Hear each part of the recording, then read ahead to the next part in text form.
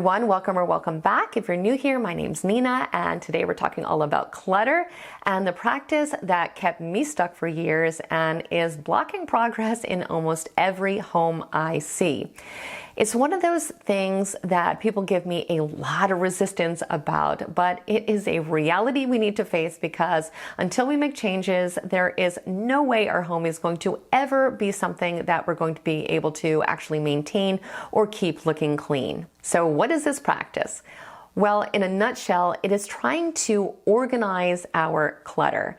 And yes, I was completely guilty of this for years and never successful because it's usually an impossible feat to begin with.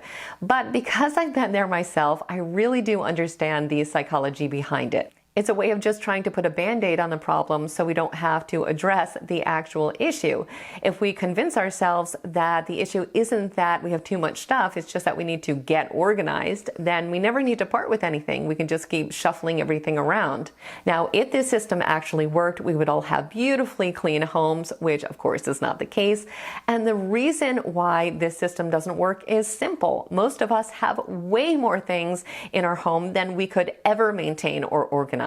In fact, a study from 2001 found that the average American home has over 300,000 items in it. 300,000. How on earth are we supposed to clean up and organize that many things? So the answer is that we can't do it. It would take up more time and energy than we would ever actually have. And when we try to do this, like I was doing, we feel completely stressed out and overwhelmed. And it turns out that this is the case for most people. A study from this year found that 54% of Americans say that they do feel stressed out and overwhelmed by their clutter. That means that over half of everyone living here, and certainly in other places as well, are experiencing negative emotions and negative consequences because they have too much stuff. And if you are not familiar with the negative consequences that are associated with clutter, please check out the videos that I have linked in the description box below because it significantly impacts everything from our mental health to our relationships. And there are many different reasons why our home can get so cluttered, with the obvious one being that we simply consume more than we used to. We buy more clothes, furniture, electronics, and other possessions than we ever have in the past. In addition to this, most people also have way less time than ever before to spend cleaning and decluttering because we have less free time overall. So things just kind of pile up and we oftentimes lose sight of everything that we have. Stuff continues to come in, but not a lot of stuff ever seems to come out.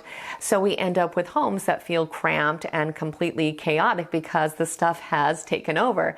And the crazy thing is a lot of this stuff is purely clutter. Now, by definition, clutter is things that we no longer want, need, or use. So when we try to organize clutter, we're just wasting our time and energy trying to store and maintain things that we will likely never, ever use again.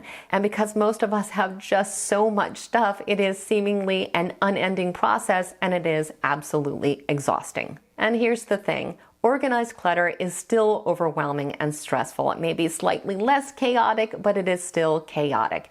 And when we do not address the real root of the issue, the fact that we have too much stuff, we never ever solve the problem, which is where so many of us find ourselves. And I've said it many times before, but clutter is nothing but delayed decisions and delayed actions.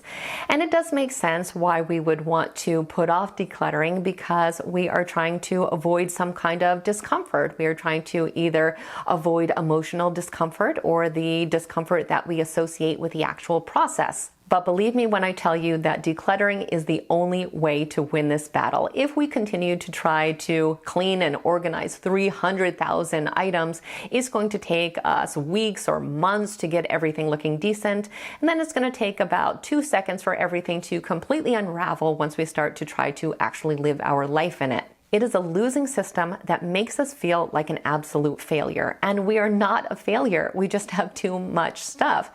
So if you are ready to start your decluttering journey, please check out the playlist I have in the description box below. It has almost 40 videos designed to offer you support during this process and to help you better understand some of these psychological barriers that we can face and how you can overcome them. So as always, I truly hope you found today's video to be helpful and insightful.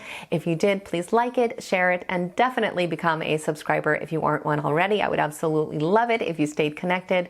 I want to thank you so much for spending time with me today, and I hope the rest of your day is extraordinary.